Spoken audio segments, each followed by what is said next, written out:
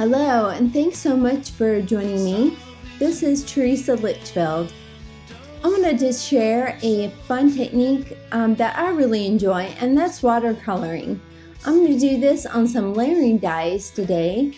You could do this on any image, but I just thought this would be fun to watercolor them and give them some dimension, and I'm also going to add some texture to the background. First off, I'm going to start by showing how to make some fun texture on the background. I'm going to use some Altenew products, their embossing paste, the watercolor stripe stencil, and I'm going to use their crisp dye ink in Mango Smoothie to add color to this. I'm going to start by adding it to my glass media mat, and I'm going to add a generous amount and just keep adding it in with the palette knife.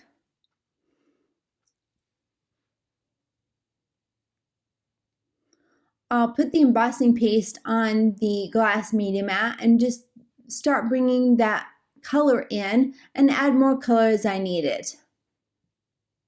I'm going to use a little bit of purple tape to add to my stencil to hold it onto an A2 5.5 by 4 1/4 panel. This is Nina Solar White 110-pound cardstock, and it's in a 5.5 by 4 1/4 size. I'm just going to use my palette knife and put that embossing paste on there in a random way. I don't want this to be perfect. I want to give it a lot of texture. And peel it off and let it dry and clean off my stencil. I'm going to use the Crafted Flower Lily and the 140-pound watercolor paper from Altenew. I'm going to cut that out of my Gemini die cutting machine, and I'm pointing out that I'm not going to cut the stamen. I was going to cut it out of black paper, but I decided later on to cut it out of the watercolor paper. I'm using the layering guide that comes on the packaging to layer these, and I'm going to use the Altenew 36 pan watercolor set and the metallic watercolor set later on the butterflies. I like to use a dropper bottle and a size 6 brush to do my coloring. I have the colors posted on the top that I'm using. I'm going to color both of the flowers the same, but they always end up a bit different.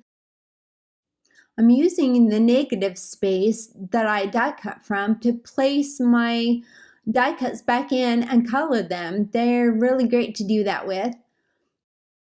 A trick I learned from my Altenew Academy classes that I took is to brush water onto the back of your watercolor panel. This really helps to keep your panel down and your die cuts flat.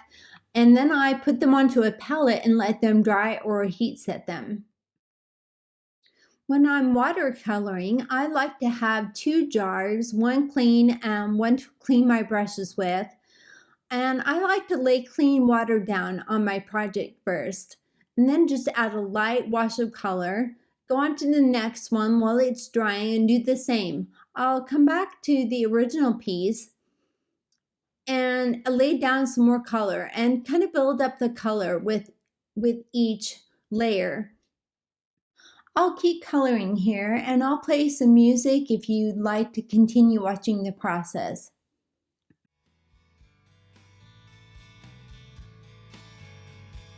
Why don't the colors come out in the night? I can see you better on a summer's moonlit fight. Something to believe in. Don't sell your soul today. But when the songbird sings, let it carry you away. Carry us away, songbird. Carry us away. Carry us away, songbird. Carry us away. Why don't the starlight come out in the dawn?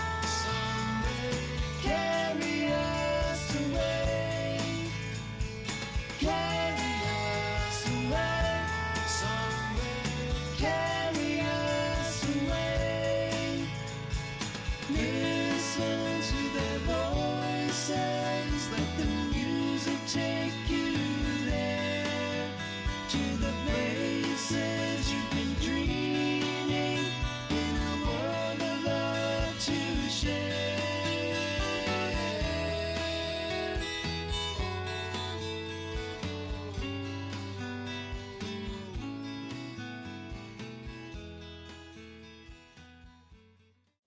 I cut the butterfly out of the same watercolor paper, and I'm going to use the metallic watercolors I showed earlier. The memory box die is a die I've had in my stash for a long time, but I thought the butterfly would be really pretty on this card. In coloring this butterfly, I realized I had the camera kind of out of view, so you'll see that I've got it pretty much colored in the next frame. I colored the butterfly the same way I did the flowers. I'm just coming in with some of the espresso from the 36 pan watercolor set to add some depth to this because I didn't have a dark enough color in the metallic watercolors. I've taken a piece of copy paper and cut a square and then folded it into quarters. And now I'm cutting a irregular circle out of it and using that as a template over the top of my flower. I layered my flower together without gluing it to each other.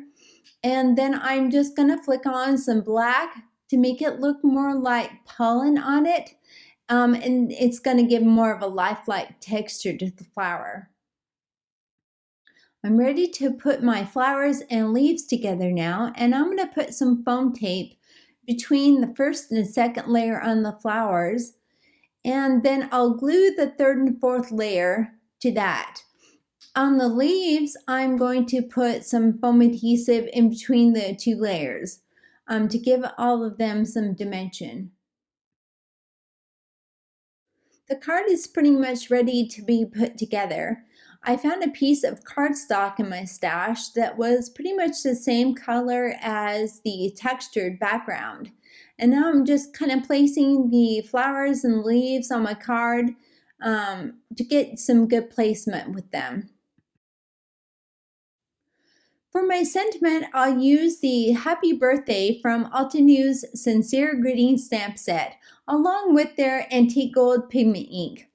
I'll place that in my MISTI and stamp it a couple times on white cardstock for a really good impression. I'm sorry I have my MISTI down a little bit too low in this. I apologize for that. I took the antique gold and rubbed it around my sentiment strip just to give it a more finished look. And then I added a piece of fun foam underneath for added dimension. I added my finished card front to an A2 horizontal folding note card using some Jana K Connect glue. I'm then going to add my sentiment right under the flowers and centering that using my T ruler so I can get good placement and hopefully have this straight. Last, I'm going to add some tonic aqua shimmer pen to the stamens for a little bit of added glitter. I hope you enjoyed watching my video and found this information useful. Thank you so much for watching, and please like, subscribe, and ring the bell for all the notifications.